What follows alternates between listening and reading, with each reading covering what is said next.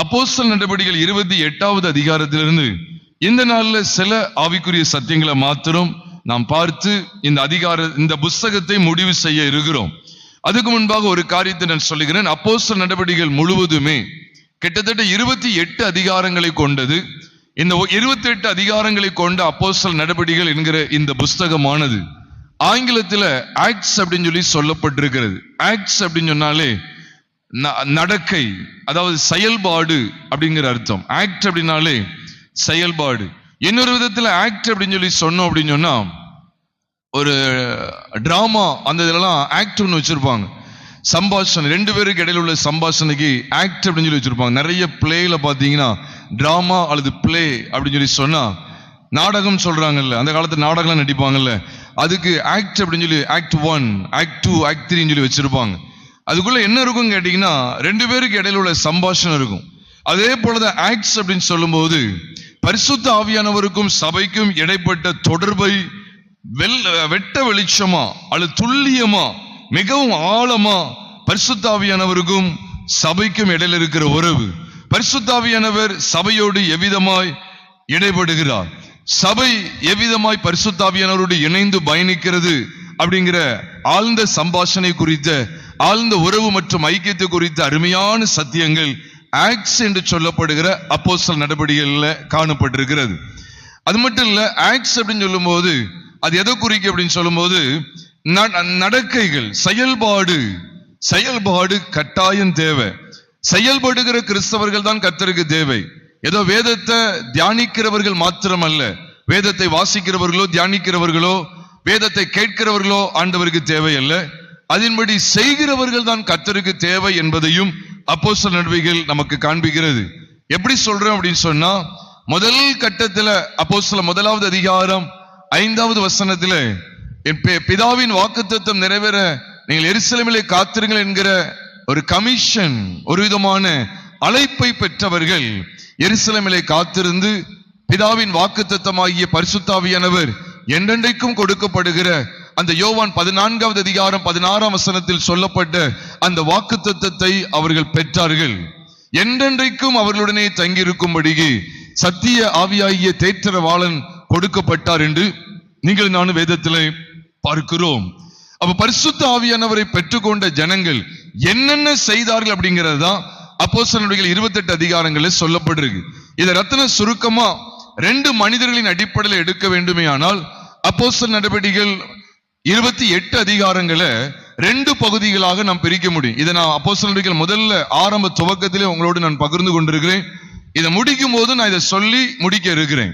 இன்னைக்கு கடைசி பகுதியா அப்போஸ்தலர் 28வது அதிகாரம் கடைசி பகுதியை நாம் தியானித்து முடிக்க இருக்கிறோம். ஆனா அதுக்கு முன்பாக நம்ம கவனத்தில் கொள்ள வேண்டியது என்ன அப்படின்னா, அப்போஸ்தலர்ல 28 அதிகாரங்களை 2 பகுதியை நாம் பிரிக்கலாம். ஒன்று முதல் 12 அதிகாரங்களை பிரிக்கலாம். அதை தொடர்ந்து 13வது அதிகாரத்திலிருந்து 28 அதிகாரம் வரைக்கும் பிரித்துக் கொள்ளலாம். முதல் 12 அதிகாரங்கள், அதை தொடர்ந்து 13வது அதிகாரத்திலிருந்து 28வது அதிகாரம் வரைக்கும் சொல்லப்பட்டிருக்கிற 16 அதிகாரங்கள். ஆக இந்த 28 அதிகாரங்களை 2 பகுதியை ஏன் பிரிக்கிறோம் அப்படின்னு சொன்னா, முதல் 12 அதிகாரங்களை நாம் வாசிக்கும் போது கர்த்தருடைய வாக்குத்தத்தம் எருசலேம், யூதேயா, சமாரியா ஆகிய இடங்களுக்குள்ளே பிரசித்தப்படுத்தப்பட்டது அப்படிங்கறத நாம் தியானிக்கிறோம். ஆனால் 13வது அதிகாரத்திலிருந்து 28 அதிகாரம் வரைக்கும் நாம் வாசிக்கும் போது அது உலகமெங்கும் கடந்து போகிற ஒரு அற்புதமான காட்சியை தேவன் காண்பிக்கிறார். இந்த ஒட்டுமொத்த அப்போஸ்தலர் நடபடிகளுக்கும் ஒரு மைய வசனமா, ஒரு கருத்து வசனமா இருக்கக்கூடியது என்ன அப்படின்னு சொன்னா, அப்போஸ்தலர் 1வது அதிகாரம் 8வது வசனம் தான். அங்கே சொல்லப்பட்டிருக்கிறது, பரிசுத்த ஆவி உங்களிடத்தில் வரும்போது நீங்கள் பலனடைந்து எருசலேமிலும் யூதேயாவிலும், யூதேயா முழுவதிலும், சமாரியாவிலும், பூமியின் கடைசி பரியந்தமும் எனக்கு சாட்சிகளாய் இருப்பீர்கள் என்று அங்கே எழுதப்பட்டிருக்கிறது. அப்ப கர்த்தருக்கு சாட்சிகள் தேவை, தேவனுக்கு சாட்சிகள் தேவை. அது எந்தெந்த இடத்துலலாம் தேவை? ஏதோ ஒரு குறிப்பிட்ட பட்டணத்தையோ ஒரு கிராமத்தையோ அல்லது ஒரு குறிப்பிட்ட தேசத்தை ஆண்டவர் குறிப்பிட்டு சொல்லாமல், உலகமெங்கும் பூமி எங்கும் கர்த்தருடைய வார்த்தை தேவை. நீங்கள் புறப்பட்டு போய் சர்வ சிருஷ்டிக்கும் சுவிசேஷத்தை பிரசங்கிங்கள் அப்படின்னு சொல்லி ஆண்டவர் சொன்னார். அப்ப எல்லாருக்கும் சுவிசேஷம் அறிவிக்கப்பட வேண்டும். அதைத்தான் நாம் மத்திய எழுதின சுவிசேஷம் 28வது அதிகாரம் 19 மற்றும் 20 ஆகிய 2 வசனங்களை நாம் வாசிக்க முடியும். அது மாத்திரமல்ல, லூக்கா எழுதின சுவிசேஷம் 24வது அதிகாரம் 47ஆம் வசனத்துல நாம் வாசிக்கும் போது, லூக்கா 24:47 சொல்லுகிறது, அன்றியும் மனம் திரும்புதலும் பாவ மன்னிப்பும் எருசலேம் தொடங்கி சகல தேசத்தாருக்கும் அவருடைய நாமத்தினாலே பிரசங்கிக்கப்பட வேண்டியது என்று சொல்லி வேதத்தில் நீங்களும் நானும் வாசிக்கிறோம். ஆக எருசலேம் தொடங்கி சகல தேசத்தாருக்கும் அவருடைய நாமத்தினாலே பிரசங்கிக்கப்பட வேண்டியது. ஆக மனம் திரும்புதலும் பாவ மன்னிப்பும் எல்லா தேசத்தாருக்கும் தேவை அப்படிங்கிறத தேவன் அப்பொழுதே ஆண்டவர் தீர்மானித்து வெளிப்படுத்தி இருந்தார். அதைத்தான் அப்போஸ்தலருடைய நடவடிக்கைகள்ல பார்க்கிறோம். எருசலேமிலே கர்த்தருடைய சுவிசேஷம் அறிவிக்கப்பட்டு, எருசலேமிலே ஜனங்கள் ரட்சிக்கப்பட்டு கூட்டம் கூட்டமாய் கூடி கூடி கூடி கூடி அது தொடர்ந்து படிப்படியாக வளர்ச்சி பெற்று இதெல்லாம் எப்படி? பரிசுத்த ஆவியானவருடைய நடத்துதல். தேவனுடைய பரிசுத்த ஆவியானவர் சபையை இவ்விதமாய் பயன்படுத்தினார். எருசலேமிலே சபை, அதைத் தொடர்ந்து சமாரியாவிலே சபை, அதைத் தொடர்ந்து யூதயா எங்கும் சபை, அதைத் தொடர்ந்து பூமியின் கடைசி பரியந்தமும் சபை என்று சொல்லி சபைகள் பெருக ஆரம்பித்து விட்டது, வளர்ச்சி அடைந்தது என்று சொல்லி நாம் வேதத்தில் தொடர்ந்து படிக்கிறோம். அதனால்தான் அப்போஸ்தலர் நடவடிக்கைகள் முதல் 7 அதிகாரங்கள் வரைக்கும் நாம் வாசிக்கும் போது எருசலேமில் மாத்திரம்தான் கர்த்தருடைய சபை இருந்தது, புது உடன்படிக்கையின் சபை இருந்தது. அதை தொடர்ந்து 8வது அதிகாரம் 8, 9, 10, 11, 12 ஆகிய 5 அதிகாரங்களை நாம் வாசிக்கும் போது அங்குதான் யூதயாவுக்குள்ளே கர்த்தருடைய சபையும் சமாரியாவுக்குள்ளே கர்த்தருடைய சபையும் கடந்து வருகிறது. அது மாத்திரமல்ல, அப்போஸ்தலர் 13வது அதிகாரத்துல சிலர் கூடி ஜெபிச்சு கொண்டிருக்கும் போது, என்னுடைய ஊழியத்திற்காக சவுலையும் பர்னபாவையும் பிரித்து விடுங்கள் என்று பரிசுத்த ஆவியானவர் திருவுளம் பற்றினார் என்று சொல்லப்பட்டிருக்கிறது. அப்படி திருவுளம் பற்றுகிற சம்பவத்தை நாம் பார்க்கும் போது, அதிலிருந்து அப்போஸ்தலனாகிய பவுலை தேவன் உலகமெங்கும் கொண்டு போவதற்கு சித்தம் கொண்டார். அதில் உலகத்துல பல நாடுகளுக்கு கொண்டு போனார். ஏறக்குறைய 3 மிஷனரி பயணங்கள் மூலமா. அதுக்காக பூமி உலகம் எங்கும் அப்படி சொல்லி சில தேசங்கள் விடுபட்டிருக்கலாம். ஆனாலும் பல இடங்களுக்கு இந்த செய்தி கடந்து போவதற்கு ஆண்டவர் அப்போஸ்தலனாகிய பவுலை பயன்படுத்தினார். அப்ப விசேஷமாக எருசலேம், சமாரியா, யூதயா முழுவதிலும் சபைகள் எழுப்பப்படுவதற்கு ஆண்டவர் அப்போஸ்தலனாகிய பேதுருவை பயன்படுத்தினது எப்படியோ, அதே போல உலகத்தில பல தேசத்தார்களுக்கு, யூதயாவை தாண்டி பல தேசத்தாருக்குள்ளே சபையை எழுப்புவதற்கு ஆண்டவர் அப்போஸ்தலனாகிய பவுலை தெரிந்து கொண்டு பயன்படுத்தினார் என்று சொல்லி நாம் பார்க்க முடியும். ஆண்டவருடைய பரிசுத்த நாமத்துக்கு மகிமை உண்டாவதாக. இன்னும் விசேஷமா சொல்லணும் அப்படின்னு சொன்னா, அப்போஸ்தலனாகிய பேதுருவை யூதர்களுக்குள்ளே ஆண்டவர் வல்லமையாய் பயன்படுத்தினார். விசேஷமா யூதர்களுக்குள்ளே பயன்படுத்தினார். அப்போஸ்தலனாகிய பவுலை விசேஷமா புறஜாதிகளுக்குள்ளே அதிகமாய் பயன்படுத்தினார். அதுக்காக புறஜாதிகள் மத்தியில பேதுரு பயன்படுத்தப்படவில்லை என்று நான் சொல்லவில்லை. அதே போல அப்போஸ்தலனாகிய பவுலும் யூதர்களுக்குள்ளே பயன்படுத்தப்படவில்லை என்று நான் சொல்லவில்லை. விசேஷ விதமா அப்போஸ்தலனாகிய பேதுருவை யூதருக்குள்ளும், அப்போஸ்தலனாகிய பவுலை புறஜாதிகளுக்குள்ளும் விசேஷ விதமாய் பயன்படுத்தினார் என்று சொல்லி நாம் வேதத்திலே பார்க்க முடியும்.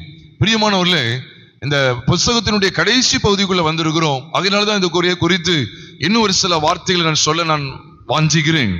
பிரியமானவர்களே, நாம் அறிந்து கொண்ட சத்தியத்தை நமக்குள்ளே அடக்கி வைக்கிறது கிறிஸ்தவம் அல்ல. அதனாலதான் ஆதி நாட்கள்ல தேவனால் அசைக்கப்பட்டவர்கள், தேவனுடைய கிருபையினாலே ரட்சிக்கப்பட்டவர்கள், கர்த்தராகிய இயேசு கிறிஸ்துவின் விலையேற பெற்ற அன்பை, அவருடைய விலையேற பெற்ற இரத்தத்தையும், அவருடைய பாடுகளையும், அவருடைய மரணம் மற்றும் உயிர்த்தெழுதலை குறித்த சத்தியங்களையும் அறிந்து கொண்ட ஜனங்கள் தேவனுக்காக புறப்பட்டு போனார்கள். தேவனுக்காக பல இடங்களிலே ஆண்டவருக்காக அவருடைய சபைகளை ஸ்தாபித்தார்கள் என்று சொல்லி நீங்களும் நானும் வேதத்திலே பார்த்து வருகிறோம். அதனாலே தேவனுடைய உன்னதமான நோக்கம் என்ன?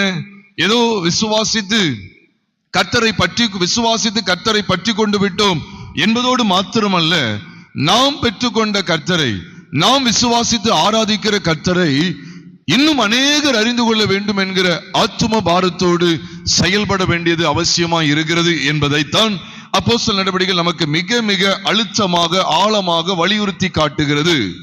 கர்த்தருடைய பரிசுத்த நாமம் மகிமைப்படுவதாக. சாட்சிகள் அப்படி சொல்லும் போது, இன்னைக்கு பாடல் பாடுறதுக்கு ஆட்கள் இருக்காங்க, இது போன்ற பைபிள் ஸ்டடி நடத்துறதுக்கு ஆட்கள் இருக்காங்க, என்ன பிரசங்கம் பண்றதுக்கு ஆட்கள் இருக்காங்க, சுவிசேஷ ஊழியம் செய்யறதுக்கு ஆட்கள் இருக்காங்க. இந்த மாதிரி பலவிதமான வேலைகளுக்கு ஆட்கள் இருக்காங்க. ஆனா தேவனுக்குன்னு சாட்சிகளா இருக்கக்கூடியவர்கள் வெகு சிலர் தான். சொல்லணுமா நினைக்க கூடாது, வெகு சிலர் தான் சாட்சி உள்ள வாழ்க்கை. இப்ப வர்ற ஞாயிற்றுக்கிழமை நம்ம சபையில வர்ற எல்லார்ட்டையும் வர எல்லாருடைய அட்ரஸையும் விசாரிச்சு எடுத்து அவங்களுடைய தெரு பகுதியில போய் அவங்கள போய் விசாரிச்சுன்னு வச்சுக்கோங்களேன். அப்பதான் தெரியும் எங்கெங்க வேலை செய்யறாங்க. அவங்க வேலை ஸ்தலங்களையும் அவங்க வசிக்கிற ஸ்தலங்களிலும், அந்த தெருக்கள் இருக்குல்ல, வசிக்கிற தெருக்கள், அந்த தெருக்களையும் அவங்க வேலை செய்கிற ஸ்தலங்களையும் போய் அங்க போய் விசாரிச்சா அப்பதான் தெரியும். 100 பேர் வர்ற இடத்துல, ஒரு உதாரணத்துக்கு சொல்றேன், 100 பேர் வர்ற இடத்துல 30 பேர் தேர்வாங்களா அல்லது 20 பேர் தேர்வாங்களா அப்படிங்கிறது தெரியும். ஆனா இன்னைக்கு ஆண்டவருடைய எதிர்பார்ப்புலாம் என்ன? சாட்சிகளாய் காணப்பட வேண்டும். ஆண்டவருக்கு சாட்சிகள் தேவை.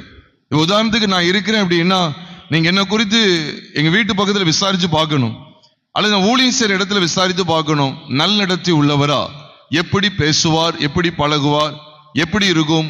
என்னுடைய மனைவிட்ட விசாரிக்கணும். குடும்பத்துல உண்மையா சொல்லுங்க, கர்த்தருக்கு முன்பாக உண்மையா சொல்லுங்கன்னு கேட்டுறணும்.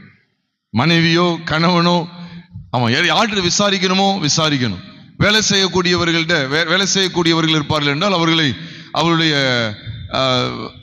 அவருடைய கம்பெனிலேயோ வேலை ஸ்தலத்தில் உள்ள அதிகாரி இடத்திலேயோ விசாரிக்கும் போது அவர்கள் யார் அப்படின்னு சொல்லிடுவாங்க.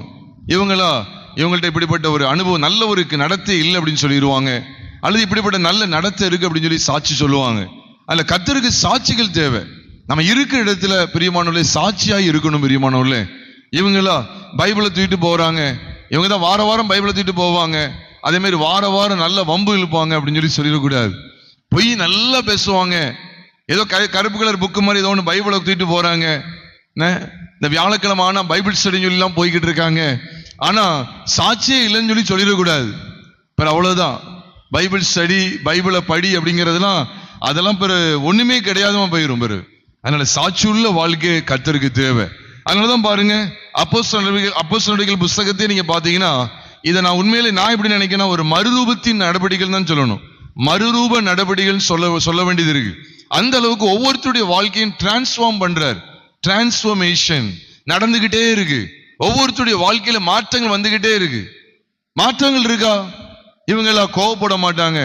ஐயா, எத்தனை 100 அடி அடிச்சா கூட ஒரு அடி கூட திருப்பி அடிக்க மாட்டாங்க. சொல்ல முடியுமா நம்மளை பார்த்து? நீங்க தான் சொல்ல முடியலையே. நீ சபையில ஒரு கடினமான வார்த்தை வருது அப்படின்னா நீ சபையில் அப்படிதான் இருக்கு. சபையை எடுத்துக்கிட்டா அப்படிதான் இருக்கு. ஒரு கடினமான ஒரு வார்த்தை வருது அப்படின்னா ஒப்புரவாங்க, ஒருத்தங்கிட்ட சண்டை போட்டீங்களா ஒப்புரவாங்க அப்படின்னு சொன்னா உடனே சர்ச்சுக்கு வர்றது கிடையாது. ஆமா, ஊழியக்காரங்க என்னதான் குறித்து பேசுறாங்க அப்படின்னு சொல்லிடுறது. சில பாவத்தை கண்டித்து உணர்த்துவாங்க. ஊழியக்காரங்க நீங்க கெட்டு போன்னு நினைச்சா கண்டித்து உணர்த்துறாங்க. இல்லை பிரியமானவர்களே, கண்டித்து கொள்ளுதல் வருது அப்படின்னா உடனே சீர்படுத்த பார்க்கணும். உடனே நம்ம என்ன சொல்லி தெரியுமா? எதுக்கு எடுத்தாலும் என்னையா குறி வச்சு அவர் தாக்குவாரு, ஆனால் அவர்கிட்ட ஒழுங்கா பேசக்கூடாது அப்படி சொல்லி நம்ம மூஞ்ச தூக்கிட கூடாது. பிரியமானவர்களே, ஒரு கடிந்து கொள்ளுதல் வருதா ரொம்ப சந்தோஷமா எடுத்துக்கங்க. அதுல நான் குறைவுபட்டு இருந்தா நான் சீர்படுத்த போறேன், அதுல நான் நிறைவா இருந்தா நான் அதை விட்டுற போறேன். ஒன்றும் பிரச்சனை இல்லை, அது எனக்கு வந்தது இல்லை அப்படின்னு நான் விட்டுட்டு போக போறேன். மற்றபடி நான் சரி செய்யப்படணும்னு சொல்லி ஆண்டவர் பேசினார்னா அதுக்கு எதிர்த்து நிற்கவே கூடாது. நீங்க நிறைய இடங்கள்ல சாட்சியே கிடையாது. சொல்ல தப்பா நினைக்க, சாட்சியே கிடையாது. இன்னைக்கு இப்போ எனக்குலாம் ரொம்ப ஆச்சரியமா இருக்கு. ஒரு 5 பேர் 10 பேரா தேர்வாங்களா அப்படிங்கிற அளவுக்கு இப்ப அலசி பார்க்க வேண்டியது இருக்கு. அவ்வளவு மோசமான ஒரு நிலைமையாயிட்டு. நான் கூட சில நேரம் சொல்லியிருக்கேன், ஊழியக்காரங்களாம் என்னை அடிக்கிற மாதிரிலாம் வந்து தகாத வார்த்தையெல்லாம் விட்டுருக்காங்க. அப்ப நான் யோசிப்பேன், நான் எய்த்து பேசல, அடிக்கவும் இல்லை, எய்த்தும் பேசல, ஆனா யோசிக்கேன் அப்ப எப்படி அவங்களால ஊழியம் செய்ய முடியுது அப்படின்னு பார்த்தா இன்னைக்கு உள்ள காலம் ஒரு இருண்ட காலம் இது. இன்னைக்கு சண்டை போடுவாங்க, நல்லா இதெல்லாம் பண்ணுவாங்க, பாஸ்டர் பார்த்தா சோத்திரம் சொல்லுவாங்க. ஒரு முறை ஒரு பாஸ்டர் இப்படி பேசுனது இன்னைக்கு எனக்கு ஞாபகம் இருக்கு. 2004 அல்லது 5வது வருஷமா இருக்கும்னு நினைக்கிறேன். அவர் பேசுனது எனக்கு இன்னைக்கு ஞாபகம் இருக்கு. அவர் ஒரு சபையில ஒரு முக்கியமான மீட்டிங்ல பேச வந்திருந்தார். அவர் சொன்னார், நான் அவருடைய அனுபவத்துல சொல்றார், நான் ஒரு முறை என்னுடைய விசுவாசி வீட்டுக்கு அவங்க வீட்டுல விசாரிச்சு அவங்களுக்கு ஜெபம் பண்றதுக்காக போய்கிட்டு இருக்கேன். அப்ப போய் வீட்டு வாசல்ல என்ன அம்மா அப்படின்னு சொல்லி கூப்பிடுறேன், ஆள் இல்லை அப்படின்னு சொன்னாங்க. ஒரு முதிர்ந்த ஒரு வயது முதிர்ந்த ஒரு ஊழியக்காரர். அவங்க சொல்றாங்க, கதை வீட்டுக்குள்ள போய் வீட்டை பார்க்க வீடு திறந்துருக்கு, நான் ஆள் உள்ள யாரும் இல்லை. அப்ப என்னன்னு சொல்லி என்ன அந்த அம்மாவை எங்க அப்படின்னு சொல்லி பக்கத்துல கேட்டா அப்ப சொன்னாங்க, அந்த சண்டை போட்டுட்டு இருக்காங்க பாத்தீங்களா அந்த தெரு பைப்புல சண்டை கூட்டம் கூட்டமா நிக்காங்களே, அங்கதான் நம்ம சண்டை போட்டுருக்காங்க. இருங்க நான் கூப்பிட்டு வரேன்னு சொல்லிட்டு அந்த அம்மா போய் கூப்பிடுறாங்க. ஏக்கா உங்க பாஸ்ட் உங்க ஊழியக்காரங்க வந்திருக்காங்க, உங்க வீட்டு ஜோம் பண்றதுன்னு சொல்லி வந்திருக்காங்களாம், உடனே வருவீங்களா அப்படின்னு சொல்லி கூப்பிட்டாங்களாம். அவர் சொல்லார், எப்படி இருக்கு பாத்தீங்களா? தயவுசெய்து சொல்றேன் பெரியமான, சாட்சி இல்லைன்னா பைபிளை தூக்கிட்டு வர்றதுல ஒரு அர்த்தமே கிடையாது. பாருங்க, இந்த பைபிள்ல அப்போஸ்தலர் நடவடிக்கைகள்ல எவ்வளவு பேர் சாட்சியா வாழ்ந்தாங்க பாருங்க. மரட்டாட்டமான சவுலை கர்த்தர் ரட்சிக்கிறார், ஆண்டவர் மாற்றினார், யோவானை மாற்றுகிறார். மார்க் என்று மறுபேர் கொண்ட யோவானை ஆண்டவர் மாற்றினார், பேதுருவை ஆண்டவர் சரிப்படுத்துகிறார். சில இடத்துல தவறி வரும்போது, தவறான சிந்தை வரும்போது கூட ஆண்டவர் பேதுருவை சரிப்படுத்துகிறார். நான் புசிக்க மாட்டேன், இது இந்த தீட்டு உள்ளது எனக்கு வாய்க்குள்ள போனதில்லைன்னு சொல்லும் போது, தேவன் சுத்தமாக்கினதை நீ அசுத்தமாக என்னதுன்னு சொல்லி அவனுக்கு அப்போஸ்தலனாகிய பேதுருக்கு ஆண்டவர் சில படிப்பினையை காண்பிக்கிறார். இவ்விதமாக மனிதனுடைய வாழ்க்கையில மாற்றம் இருந்தது. அப்போஸ்தலர் நடவடிக்கைகள் 19வது அதிகாரம் 18 மற்றும் 19 ஆகிய 2 வசனங்களை வாசி பாருங்க. அப்போஸ்தலர் 19வது அதிகாரம் 18 மற்றும் 19 வாசிக்கும் போது, விசுவாசித்தவர்கள் அநேகர் அவங்களை அறிக்கையிட்டு தங்களை என்ன செய்தாங்கன்னா, அவர்கள் தங்களிடத்தில் இருந்த அந்த மாயவித்தைக்காரர்களாகி அநேகர் என்ன செஞ்சாங்களா, தங்களுடைய அந்த புஸ்தகத்தை அவர்கள் எல்லாருக்கும் முன்பாக சுட்டரித்தார்கள் அப்படின்னு சொல்லி வேதத்துல வாசிக்கிறோம். அவ எந்த அளவுக்கு அவங்களுடைய வாழ்க்கையில மாற்றம் பாருங்க. மாயத்தை பண்ணினவங்க தொடர்ச்சி அவங்க அந்த அசுத்தமான தொழில் இல்ல, அவங்க வாழ்க்கையில மாற்றங்கள் இருந்தது. அநேகர் கர்த்தரிடமா சேர்க்கப்பட்டார்கள் சொல்லி வேதத்துல வாசிக்கிறோம். அநேகர் ஆசாரியர்கள் கர்த்தரிடமாய் திரும்பினார்கள், விசுவாசத்துக்கு கீழ்ப்படிந்தார்கள் என்று வேதத்துல வாசிக்கிறோம். இவ்விதமா அநேகருடைய வாழ்க்கையில யாரெல்லாம் இயேசு கிறிஸ்துவை விசுவாசித்தார்களோ, யாரெல்லாம் தேவனுடைய வசனத்தை விசுவாசித்தார்கள், அவர்கள் எல்லாருமே தங்களுடைய வாழ்க்கையிலே மாற்றங்களை அனுபவித்தார்கள். மாற்றங்கள் இல்லை என்றால் கிறிஸ்தவம் இல்லை. மாற்றங்கள் இல்லை என்றால் கிறிஸ்தவம் இல்லை. நான் ஒரு சமீபத்தில் ஒரு பேக்கரிக்கு போயிருந்தேன். ஒருத்தர் வாங்கிட்டு நான் என் பைக்கை எடுக்கிறேன், இப்படி வளைச்சு இப்படி எடுக்கும்போது ஒரு ஸ்கூட்டியில லேசா என்னுடைய அது பார்த்து பாருங்க, அதுக்கு லேசா என் இது பெண்டா இருக்கு, ஃபுட் ரெஸ்ட் பெண்டா இருந்துச்சு. ஃபுட் ரெஸ்ட் பெண்டா இருந்துச்சு, லேசா அப்படி வளைஞ்சிருக்கும் போல, எனக்கு சரியா தெரியல. அப்படியே வளைச்சி எடுத்த உடனே ஒரு ஸ்கூட்டியினுடைய மக்காடு டக்குன்னு அடிச்சு லேசா பிஞ்சு உடஞ்சி இப்படி கீழே விழுந்துட்டு. நான் அப்படி பார்க்கேன், அதுல போலீஸ்ன்னு இருக்கு. இங்கிட்டு போலீஸ்ன்னு இருக்குன்னு நினைக்கேன். இங்கிட்டு பார்க்க அந்த அம்மா தான் நிக்காங்க, யூனிஃபார்மோட நிக்காங்க. பார்க்க அவங்க ஏதோ பொட்டு வச்ச மாதிரி தான் இருந்தது. அந்த அம்மா அப்படி பார்த்தாங்க, நானும் அவங்கள பார்க்கேன். என்ன செய்யணும் தெரியல, இப்படி வளைச்சு எடுக்க முடியும் ஆயிட்டு. நான் என்ன செய்யணும்னு சொல்லுங்க, நான் கொடுக்கேன் அப்படின்னு சொன்னேன். நான் நின்றுட்டு என்ன செய்யணும்னு சொன்னேன். அவங்க சொன்னாங்க, ஒன்றும் இல்லை, சிரிச்சாப்பிள்ளே சொல்லிட்டாங்க, ஒன்றும் இல்லை, நீங்க போங்க சார், நீங்க போங்க சார், நான் பார்த்துக்கிறேன் சார், ஒன்றும் இல்லை சார் அப்படின்னு சொல்லிட்டாங்க.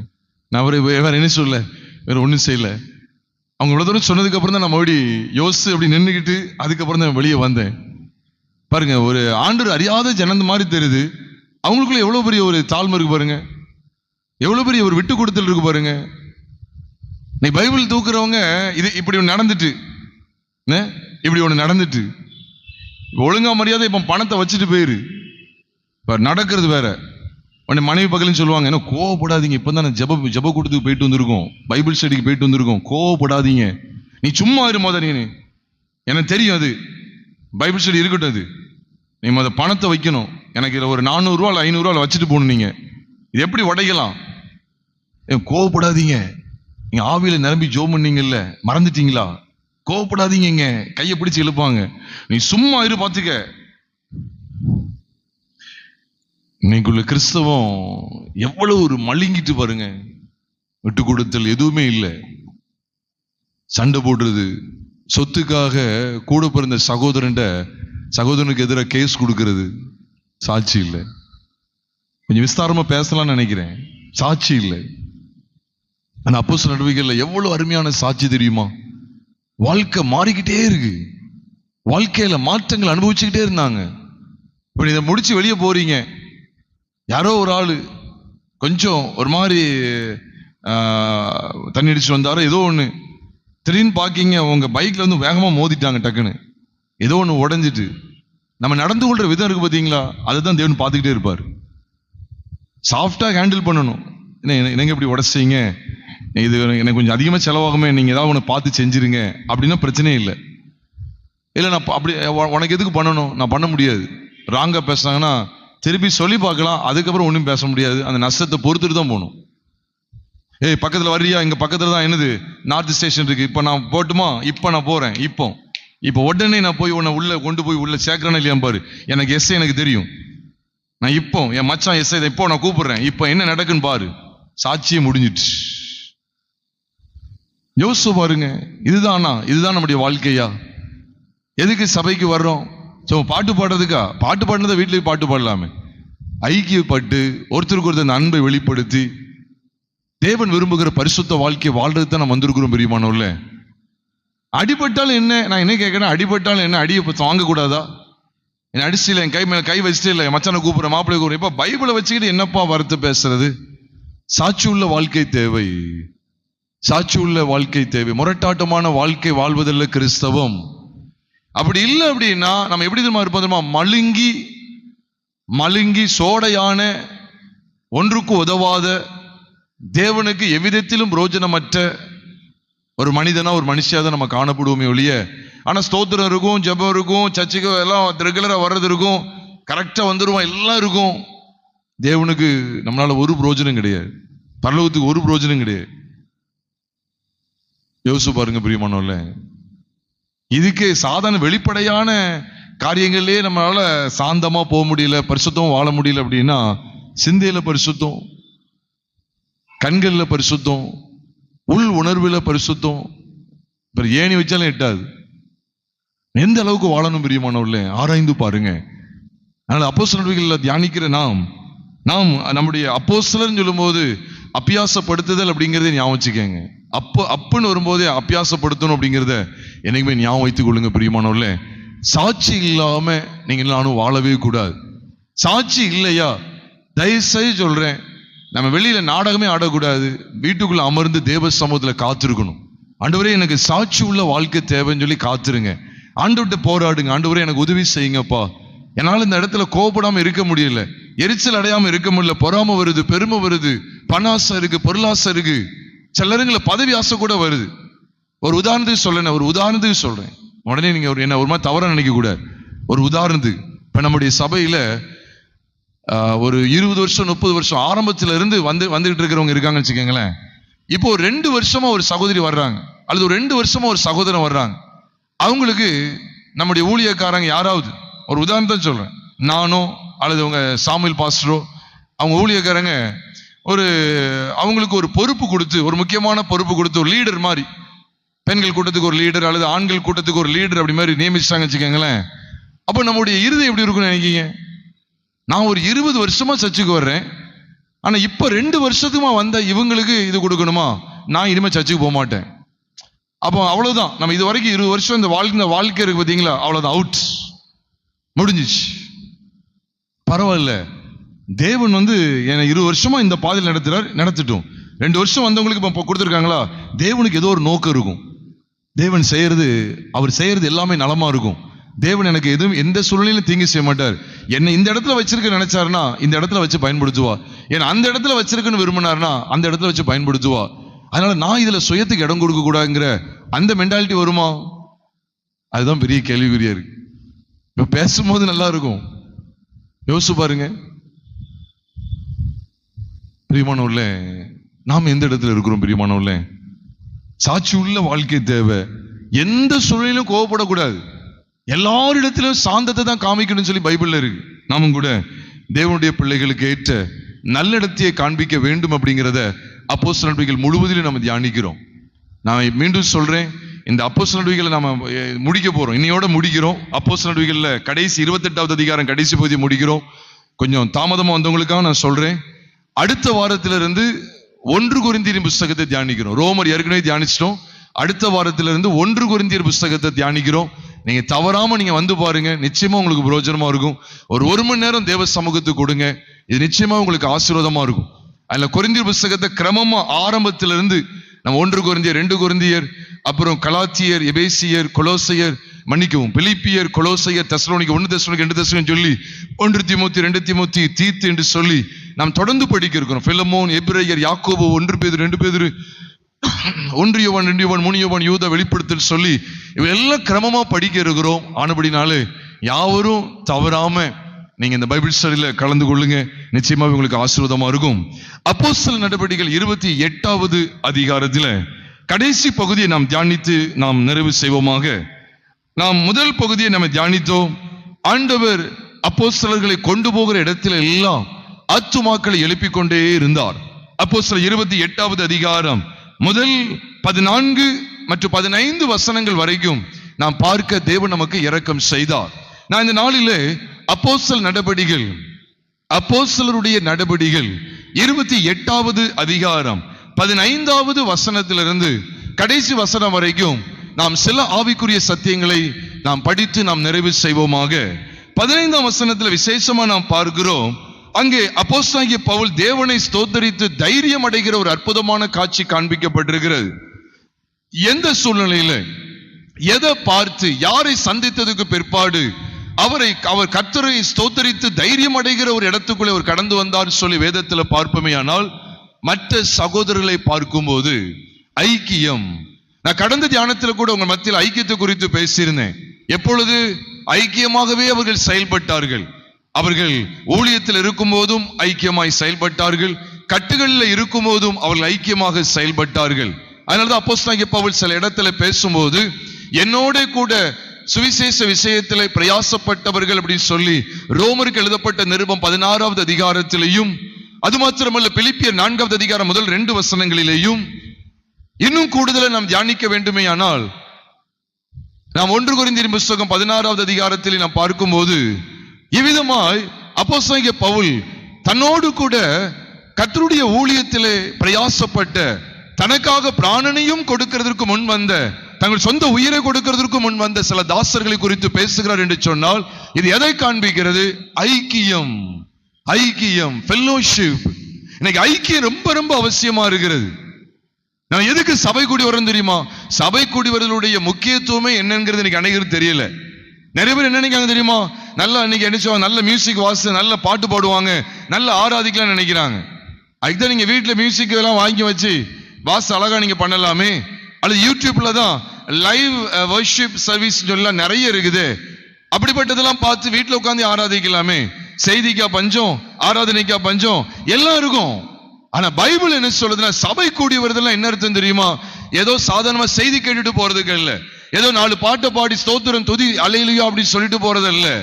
சபை கூடி வருதலுடைய முக்கியத்துவத்தை எபிரேயர் என்கிற புஸ்தகம், எபிரேயருக்கு எழுதப்பட்ட நிருபம் 10வது அதிகாரம் 24 மற்றும் 25 ஆகிய 2 வசனங்களை வாசிக்கும் போது வேதம் சொல்லுகிறது, அன்புக்கும் நற்கிரியைகளுக்கும் நாம் ஏவப்படும்படி ஒருவரை ஒருவர் கவனித்து சபை கூடி வருதலை சிலர் விட்டு விடுகிறது போல நாமும் விட்டு விடாமல் ஒருவருக்கு ஒரு புத்தி சொல்ல வேண்டும்.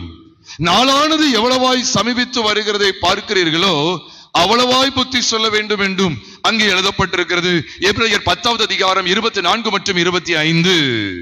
அப்ப அன்புக்கும் நற்கிரியைக்கும் நாம் ஏவப்படும்படி ஒருவரை ஒருவர் கவனித்து, ஒருவரை ஒருவர் கவனித்து, அன்புக்கும் நற்கிரியைக்கும், அன்புக்கும் நற்கிரியைக்கும். அப்ப ஏதாவது ஒரு பலவீனம், ஒரு அவயவம் பலவீனப்பட்டிருக்குதா, அந்த அவயவத்தை நான் கிறிஸ்துவுக்குள்ள ஸ்திரப்படுத்தணும்.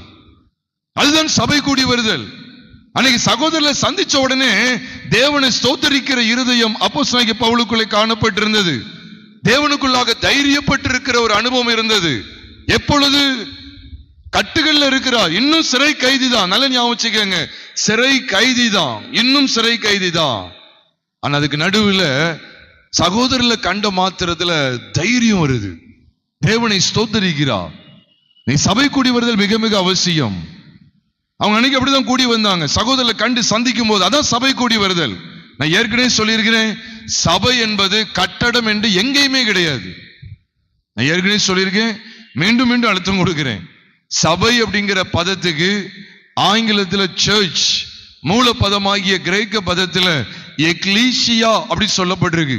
எக்லீசியா அப்படி சொன்னா A gathering of the saints of God or the gathering of the saved ones call out or summon.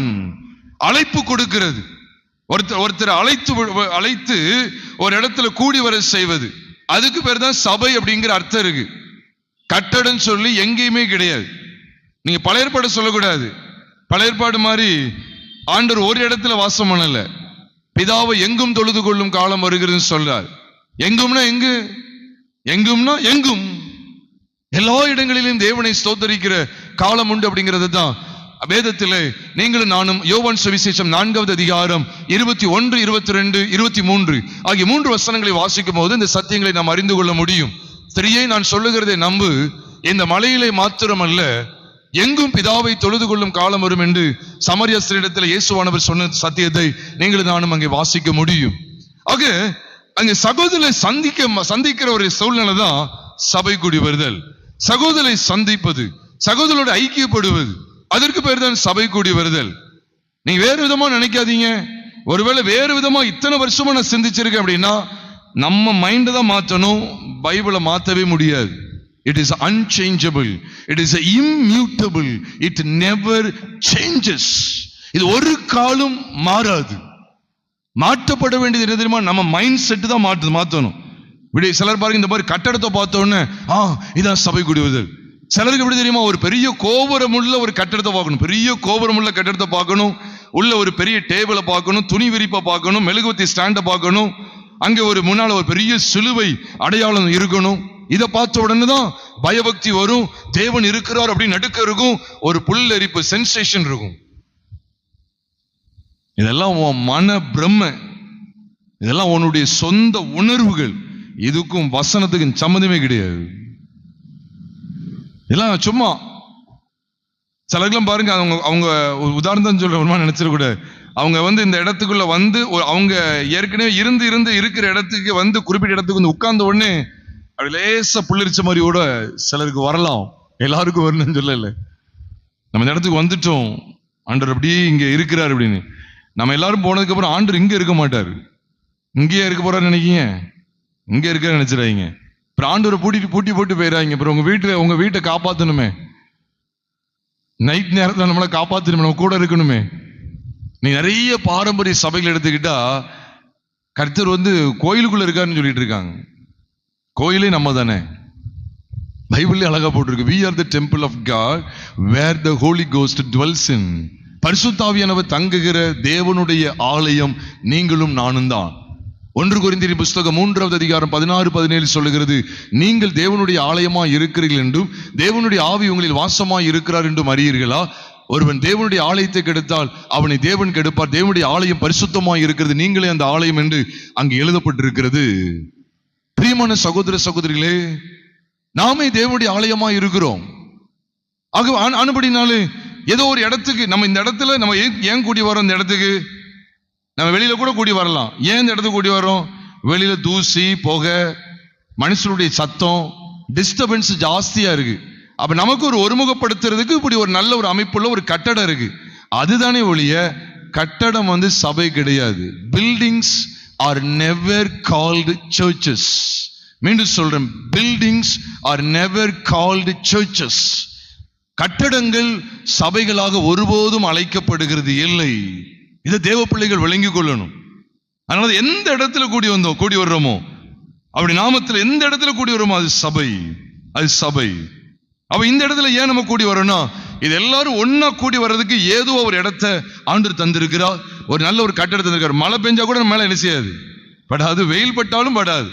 காலையில் உபவாச ஜபத்துக்கும் பிரச்சனை இல்லை, காலையில் ஆராதனைக்கும் பிரச்சனை இல்லை, இரவு சூழ்நிலையிலும் நமக்கு பிரச்சனை இல்லை.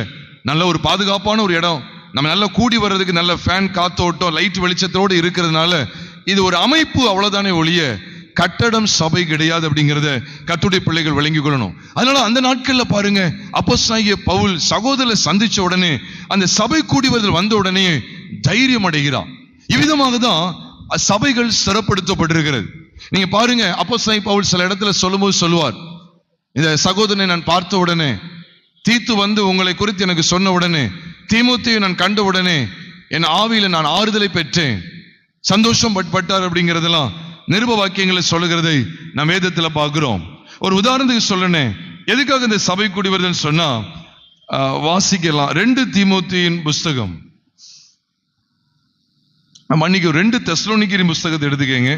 2 தெசலோனிக்கேயரின் புஸ்தகம்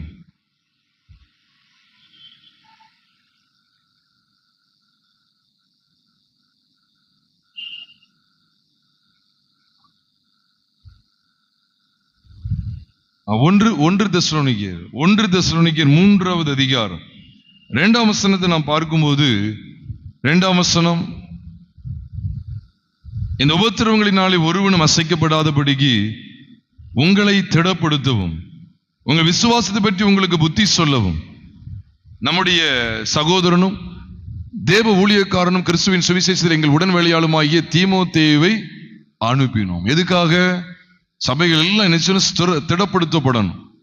தைரியம் வேணும். திடப்படுத்தணும், இன்னொரு இடத்துல தைரியப்படுத்துறது, உறுதியாக்குகிறது.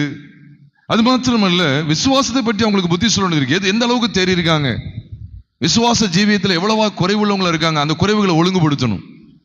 இதுக்காக சகோதரர் அனுப்பியிருக்காங்க. அது மாத்திரமல்ல, 6ஆம் வசனத்துல பார்க்கிறோம். 5ஆம் வசனத்தை பாருங்க. ஆகையால் நான் இனி பொறுத்திருக்க கூடாமல் எங்கள் வேலை வீணாய் போகத்தக்கதாக சோதனைக்காரன் உங்களை சோதனைக்கு உட்படுத்தினது உண்டோ என்று உங்கள் விசுவாசத்தை அறியும்படிக்கு அவனை அனுப்பினேன். இவ்வளவா பாருங்க, அப்போஸ்தலனாகிய பவுலும் தைரியம் அடைகிறார். அப்ப அதுக்கு முன்னால் அப்போ தைரியமா இல்லையா அப்படின்னு கேட்டா, ஒருவேளை தடுமாற்றமா இருக்கலாம். நமக்கு தெரியாது தைரியமா இல்லை அப்படின்னு சொல்லி பைபிள்ல இல்ல. தைரியம் அடைந்தார்னு சொல்லும் போது ஒருவேளை தைரியமா இருந்தவர் இன்னும் தைரியம் அடைஞ்சிருக்கலாம். ஆனா தைரியம் அடைஞ்சிருக்கிறார். தைரியம் அடைஞ்ச பகுதியில் குறைவா இருந்திருக்கலாம். ஆண்டு இன்னும் கூடுதலா தைரியப்படுத்தி இருக்கலாம். ஆனா சபை கூடி வருதில்ல, தயவு செய்து ஐக்கியத்தை நாடுங்க பிரியமானவர்கள். ஐக்கியம் இல்லை அப்படின்னா பிரயோஜனமே கிடையாது. வீட்டில இருந்தே பாட்டு பாடலாம், வீட்டில இருந்தே துதி ஸ்தோத்திரங்களை பெயர் எடுத்து ஆண்டவர் அங்கீகரிக்க மாட்டேன்னு சொல்ல போறாரா? வீட்டில இருந்தே துதி ஸ்தோத்திரங்களை எடுக்கலாம், வீட்டில இருந்தே என்ன செய்யலாம், செய்தி கேட்கலாம், வீட்டில இருந்தே ஜிபே போன்பேன்னு சொல்லி காணிக்கை அனுப்பிடலாம். அதுக்கும் குறைச்சல் இல்லை. ஆனா அன்புக்கும் நற்கிரிக்கும் நம்ம ஏவப்படும். அதான் சகோதரர்களை கண்டு அவங்களோடு ஒரு ஐக்கியப்படுவது, ஃபெலோஷிப் இன்னைக்கு ரொம்ப அவசியமாக இருக்கிறது. தொடர்ந்து சில சத்தியங்களை பார்த்து நாம் முடிக்க இருக்கிறோம். அதை தொடர்ந்து அப்போஸ்தலனாகிய பவுலிடத்தில் காணப்பட்ட ஒரு அருமையான சுபாவம் என்ன தெரியுமா? நீங்க தொடர்ந்து கவனிச்சீங்க அப்படின்னா, அவங்க ரோமாபுரிக்கு போனாங்க. ஆனால் இன்னும் அப்போஸ்தலனாகிய பவுல் கைதி தான். கைதியாக இருந்தாலும்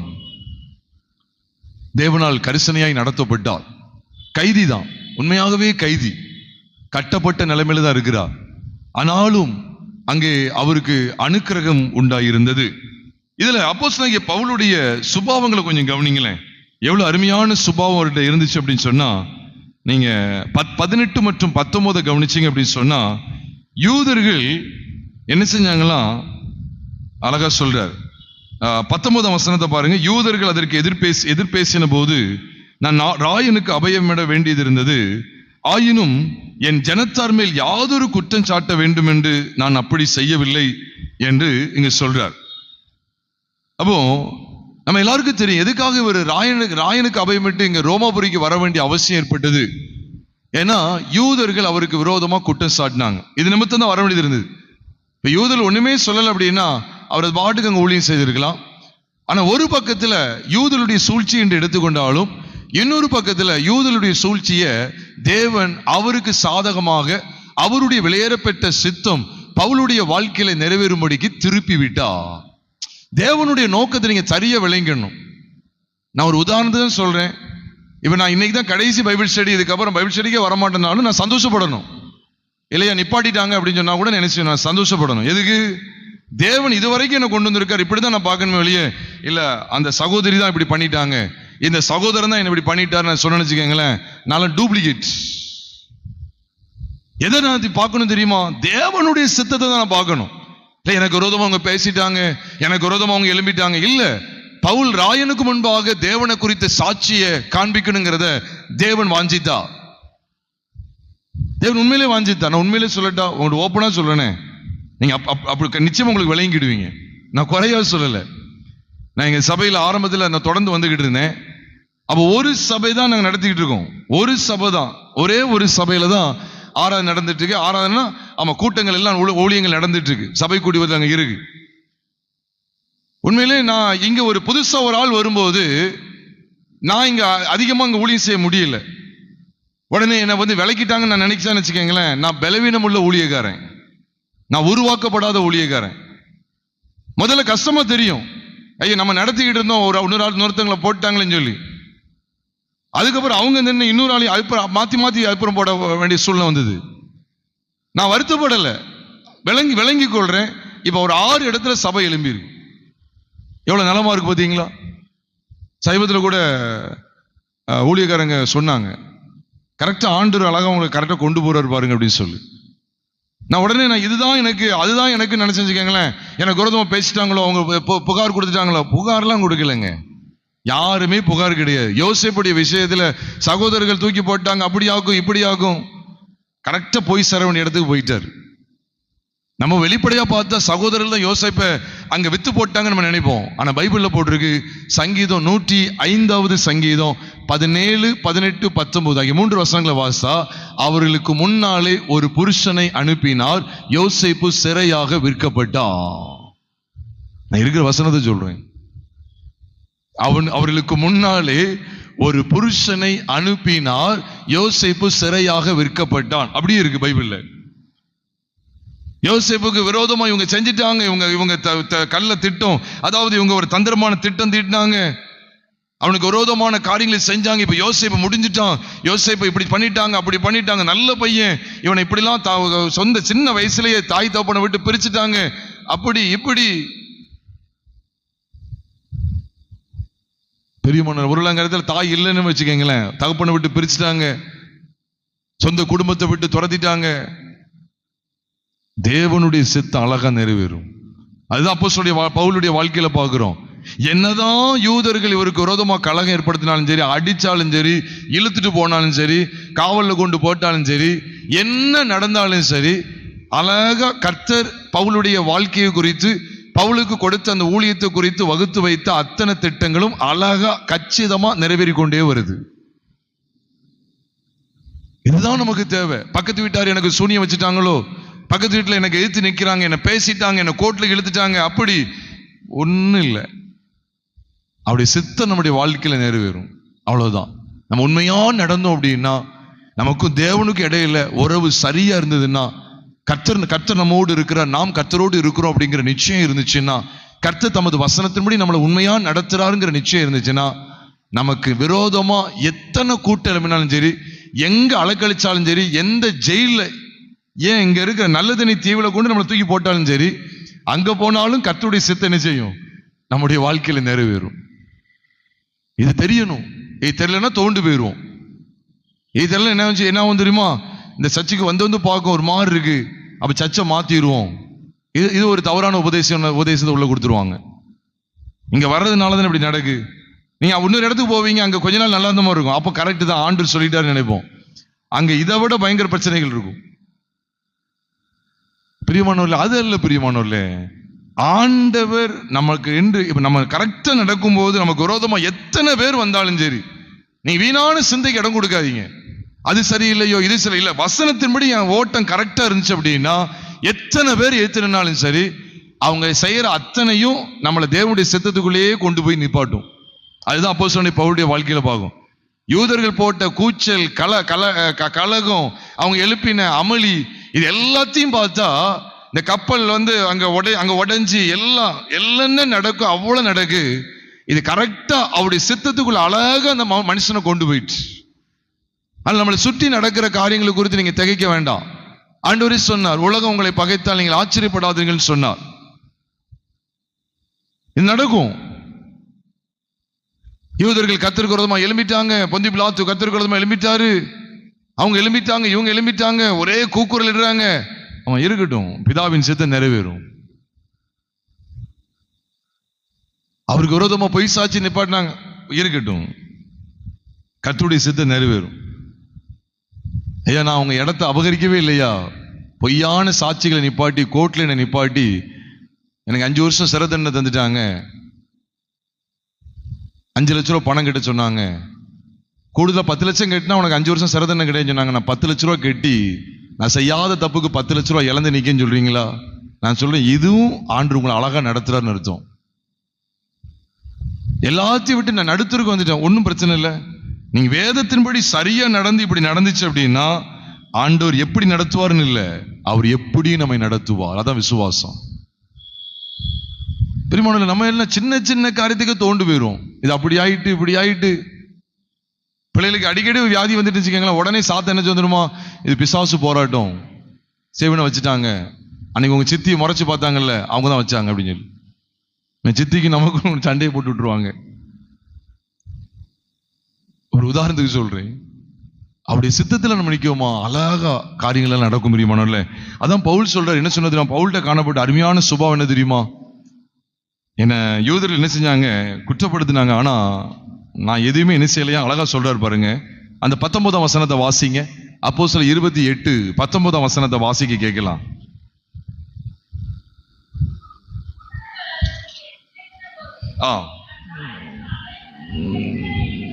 நான் ராயனுக்கு அபயமிட வேண்டியதா இருந்தது, ஆயினும் என் ஜனத்தார் மேல் அவங்கதான் எனக்கு விரோதமா எழும்புனாங்க, எதிர்த்தாங்க, எனக்கு விரோதமா குற்றம் சாட்டினாங்க. ஆனா நான் அவங்களுக்கு விரோதமா குற்றம் சாட்டதுக்காக இதை நான் என்ன செய்யல, அப்படி செய்யவில்லை. இதுல பார்க்கும்போது அப்போஸ்தலனாகிய பவுலுடைய வாழ்க்கையில பதிலுக்கு பதில் செய்யற காரியம் இல்லவே இல்லை. இதுதான் கிறிஸ்துவின் சுபாவம். கிறிஸ்துவை அவர் தரித்து கொண்டிருந்தார். நான் கிறிஸ்துவை பின்பற்றுவது போல நீங்களும் என்னை பின்பற்றுவர்கள் ஆகுங்கள் சொல்லி 1 கொரிந்தியர் 11ஆவது அதிகாரம் முதல் வசனத்துல சொல்றார். 1 கொரிந்தியர் 11ஆவது அதிகாரம் முதல் வசனத்துல சொல்றார், நான் கிறிஸ்துவை பின்பற்றுவது போல நீங்களும் என்னை பின்பற்றுவர்கள் ஆகுங்கள் சொல்றார். அவர் எந்த அளவுக்கு கிறிஸ்துவை பின்பற்றார் பாருங்க. அதே 1 கொரிந்தியர் 2ஆவது அதிகாரம் 16ஆம் வசனத்தை வாசிக்கும் போது, 1 கொரிந்தியர் 2ஆவது அதிகாரம் கடைசி வசனமாகிய 16ஆம் வசனத்தை வாசிக்கும் போது, எங்களுக்கோ கிறிஸ்துவின் சிந்தை உண்டாயிருக்கிறது என்று சொல்லுகிறார். கிறிஸ்துவின் சிந்தை என்ன? பதிலுக்கு பதில் பேசாது. கிறிஸ்துவின் சிந்தையை குறித்து அப்போஸ்தலனாகிய பேதுரு தன்னுடைய நிருபத்தில் காண்பிக்கும் போது 1 பேதுருவின் புத்தகம் 2ஆவது அதிகாரம் 22, 23 ஆகிய 2 வசனங்களை வாசி பாருங்க.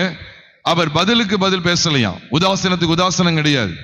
அவர் பாடுபடும் போது பயமுறுத்தாமல் இருந்தார், அவர் வையப்படும் போது பதில் வையாமல் தாராளமா பாருங்க.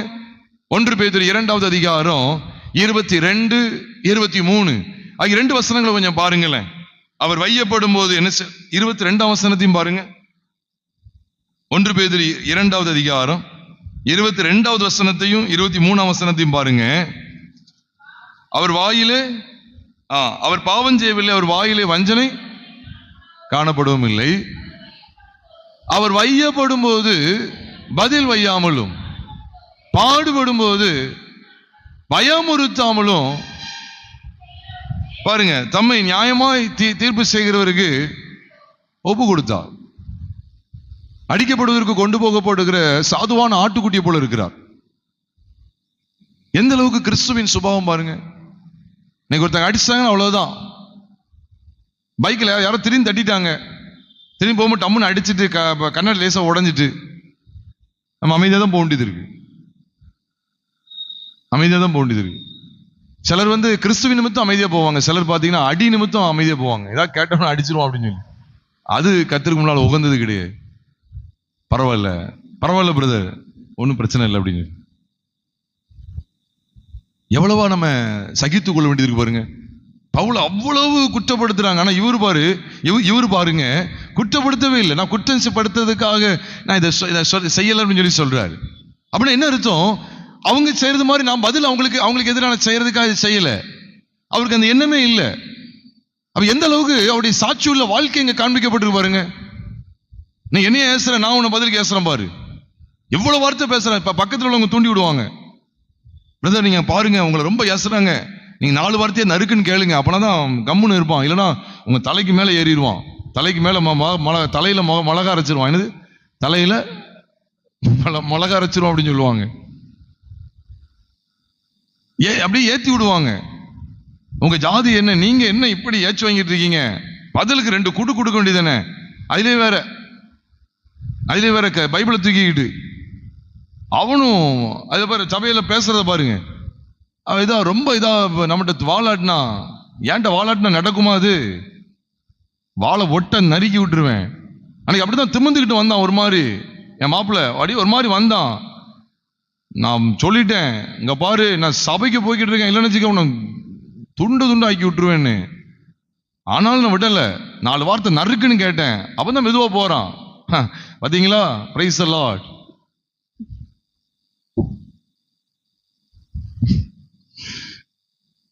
இன்னைக்குள்ள கிறிஸ்தவ வாழ்க்கையை பாருங்க. பிரைஸ் லார்ட் சொல்லிக்கிறது 4 குட்டுதான் பாருங்க, அப்பதான் அமைதியா போறான் அப்படின்னு. என்கிட்ட மோத முடியுமா? என்கிட்ட கர்த்தர் இருக்கார்ல என் கூட. எந்த கர்த்தர் இருக்கிறாரோ? கர்த்தரே கிடையாதுங்க, அவங்களோட கர்த்தரே கிடையாது. சாட்சி இருக்குதா? பதிலுக்கு பதில் செய்யல. யோசேப்புடைய வாழ்க்கை பாருங்க, பதிலுக்கு பதில் செய்யல. நீங்க எனக்கு தீமை செஞ்சீங்க, இப்ப யோசேப்பு என்ன செய்ய? நன்மை தான் செய்யறாரு. மோசைக்கு விரோதமா எல்லாம் பைபிள் வசனம் இருக்கு. நான் வசன ஆதாரத்தோட தான் சொல்றேன். நீங்க ஆதியாகமத்தின் புஸ்தகம் 50வது அதிகாரத்தை வாசி பாருங்க. நீங்க எனக்கு தீமை செஞ்சீங்க, ஆனா யோசேப்பு அவர்களுக்கு சகோதரர்களுக்கு நன்மை செய்கிறார். என்னாகமத்தின் புஸ்தகம் 12வது அதிகாரத்தை வீட்டுல போய் வாசி பாருங்க. என்னாகமத்தின் புஸ்தகம் 12வது அதிகாரத்தை வீட்டுல போய் வாசி பாருங்க. மோசைக்கு விரோதமா ஆரோனும் மிரியாமும் பேசிட்டு இருந்தாங்க. கர்த்தர் மிரியாம வெண்குஷ்டத்தினால பாதித்தாரு. மோசே அவர்கிட்ட கெஞ்சுறாரு, தேவன்கிட்ட கெஞ்சுறாரு, நீக்கிருங்கப்பா அப்படின்னு கெஞ்சுறாரு அவளுக்காக. அவன் என்னை குறித்து விரோதமா பேசினான்ல, நடக்கட்டும் ஆண்டவரே அப்படின்னு சொல்லி போடு, நல்லா இருக்கட்டும் அப்படின்னு சொல்லி சொல்லல. எந்த அளவுக்கு பாருங்க, இருதயத்தை ஆண்டவர் பக்குவப்படுத்தினார்.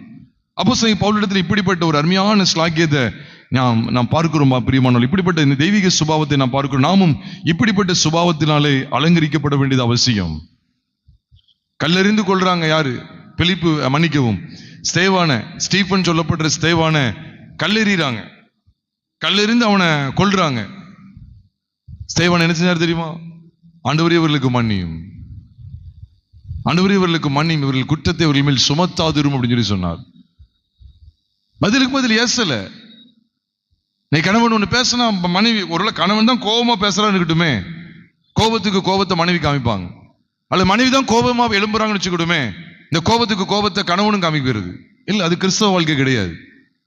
அது தேவன் விரும்புகிற குடும்ப வாழ்க்கையா இல்ல. பக்கத்து வீட்டுல ஒருவேளை திடீர்னு உங்க மேல திடீர்னு சீறி பாயிறாங்களா, நம்மளும் பாயக்கூடாது. அமைதலா பொறுமையா போய், நல்லா இருக்கீங்களா, நான் இது என்கிட்ட தான் தவறு, மன்னிச்சுக்கங்க. எவ்வளவா சாட்சியுள்ள வாழ்க்கையை காத்துக்கொள்ளணும். அதை தொடர்ந்து நாம் பார்க்கிறோம் விசேஷ விதமா. நான் கடைசியா சொல்லி முடிக்கிற பகுதி என்ன தெரியுமா?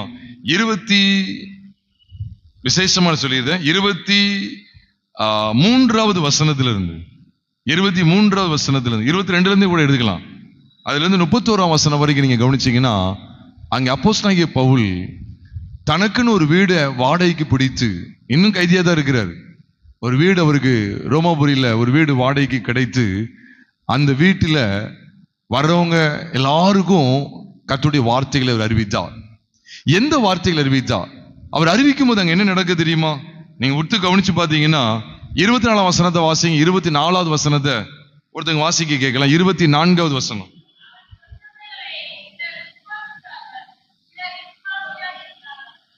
சிலர் விசுவாசிச்சாங்க, சிலர் என்ன செய்யல, விசுவாசியாது இருந்தார்கள் சொல்லி வேதத்துல வாசிக்கிறோம். அப்ப சிலர் விசுவாசிச்சாங்க, சிலர் என்ன செய்யல, விசுவாசிக்கல. அப்போ அதுதான் அவர் தொடர்ந்து சொல்றாரு. 25ஆம் வசனத்துல இருந்து ஏசாயா தீர்க்கதரிசன புத்தகத்துல எழுதப்பட்டிருக்கு. எல்லாருக்கும் தெரியும். ஏசாயா 6வது அதிகாரத்துல 9, 10, 11 ஆகிய வசனங்கள் நீங்க வாசி பாருங்க. இதே காரியம் சொல்லப்பட்டிருக்கு. கண்ணிருந்து காணல, காதார அவங்க உணரல, இருதயத்தினாலே அவங்க ஆரோக்கியப்படலை அப்படிங்கிற காரியங்கள் சொல்லப்பட்டிருக்கு. இப்போ இது எதுக்கு அடையாளமா இருக்கு அப்படின்னு சொன்னா, பிரியமானவர்களே, இது எதுக்கு அடையாளமா இருக்கு அப்படின்னு சொன்னா, இக்காலத்தில் அப்படிதான். ஒரு கூட்ட ஜனங்கள் செவி கொடுத்து கேட்பாங்க, இன்னொரு கூட்டம் நினைச்சாது கேட்காது. ஆனா அப்போஸ்தலன் பவுல் அதனால சோர்ந்து போயிட்டாரு இல்ல. எல்லாருக்கும், தங்கிட்ட வர்ற எல்லாருக்கும் இதை குறித்து பிரசங்கம் பண்ணிக்கிட்டே இருக்காரு. சிலர் தர்க்கம் பண்றாங்க, சிலர் அவிசுவாசத்துக்கு இடம் கொடுக்காங்க, எதை பத்தியும் பொறுப்படுத்தல. கேட்கிறவங்க கேட்கட்டும் சொல்லி, கேட்டாலும் சரி கேட்டாலும் கேளாவிட்டாலும் நீ அவர்களை எச்சரி அப்படின்னு சொல்லி ஆண்டவர் எசேக்கியேல் சொன்னது போல கரெக்டா ஆண்டுடைய வார்த்தைகளை சொல்லிக்கிட்டே இருக்கிறார். அவங்க ஏற்றுக்கொண்டாலும் சரி ஏற்றுக்கொள்ளாட்டாலும் சரி கர்த்தருடைய வார்த்தைகளை அறிவிக்கப்படணுங்கிறதுல அப்போஸ்தலன் பவுல் தெளிவுள்ளவராக இருந்தா. சரி, என்னதான் பிரசங்கித்தார் அப்படின்னு சொல்லி இத்தனை வசனங்களை நீங்க கவனிச்சு பாத்தீங்கன்னா, அவர் திரும்ப திரும்ப எதைத்தான் குறித்து பேசினார் தெரியுமா?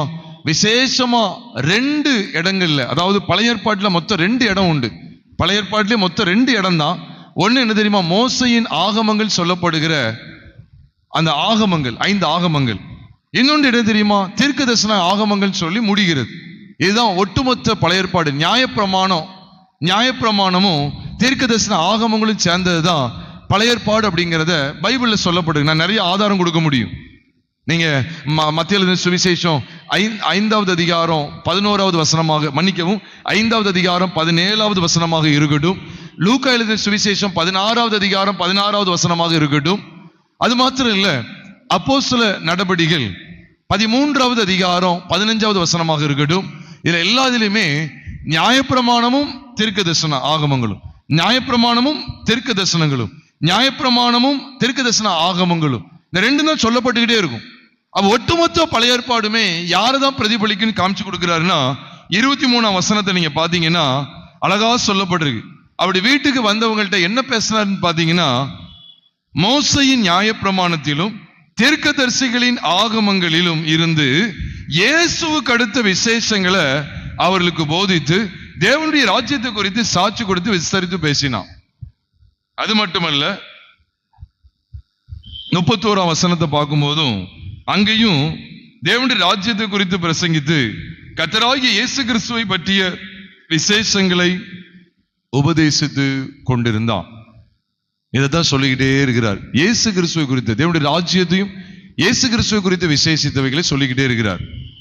நான் இப்படி சொல்றதுனால ஒரு மாதிரி பெருமையா நினைக்காதீங்க. உங்களுக்கு சமயம் இருந்தா தயவு செய்து சொல்றேன், தயவு செய்து உங்களுக்கு சமயம் இருந்ததுன்னா அப்போஸ்தலர் 28வது அதிகாரம் 23ஆம் வசனத்துல போட்டிருக்குல்ல, காலைமை தொடங்கி சாயங்காலம் மட்டும் மோசையின் நியாயப்பிரமாணத்திலும் தீர்க்கதரிசிகளின் ஆகமங்களிலும் இருந்து இயேசுவை பற்றிய விசேஷங்கள். அப்ப நமக்கு ஒரு டவுட் வந்துடும், என்னையா மோசையின் ஆகமங்கள்ல இயேசுவை பற்றி விசேஷம் இருக்குதா அப்படின்னு டவுட் வரலாம். பவுல் அன்னைக்கு பேசிக்கிட்டு இருந்தார். தீர்க்கதரிசன ஆகமங்கள்லையும் யாரை பத்தி இருக்கு? இயேசுவை பத்தி இருக்கு. ஏன்னா இயேசு கிறிஸ்துவே சொன்னார், எம்மாவுக்கு கடந்து சென்ற சீசரிடத்துல சொல்லும் போது, மோசையின் ஆகமங்கள்லையும் நியாயப்பிரமாண, அதாவது மோசையின் ஆகமங்கள்ல தீர்க்க தரிசனங்கள்ல சங்கீத புஸ்தகத்திலும் என்னை குறித்து எழுதியிருக்குன்னு சொல்லி அவர்களுக்கு விவரித்து காண்பித்தா. நான் எதுக்கு இதை சொல்ல வரேன்னா, இதை சத்தியங்களை குறித்து நான் யூடியூப்ல பேசப்பட்ட செய்தி உண்டு.